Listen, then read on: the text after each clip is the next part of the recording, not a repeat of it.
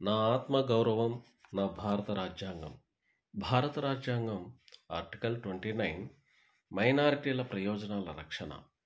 Article 29 class 1 భారతదేశంలో నివసిస్తున్న ప్రజల ప్రత్యేక భాషను, లిపిని, సంస్కృతిని కాపాడుకుని పెంపొందించుకునే హక్కు ఉంటుంది.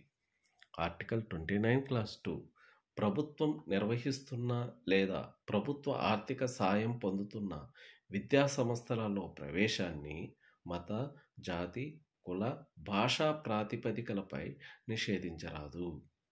ఆర్టికల్ 30 విద్యా సంస్థలను స్థాపించుటకు, నిర్వహించుటకు మైనారిటీల హక్కు.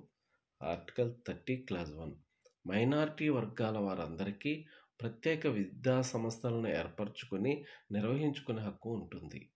ఆర్టికల్ 30 క్లాస్ 1A మైనారిటీలు నిర్వహిస్తున్న విద్యా సంస్థలను, ఆస్తులను ప్రభుత్వం స్వాధీనం చేసుకున్నప్పుడు వారికి ప్రత్యేక నష్టపరిహారాన్ని చెల్లించాలి.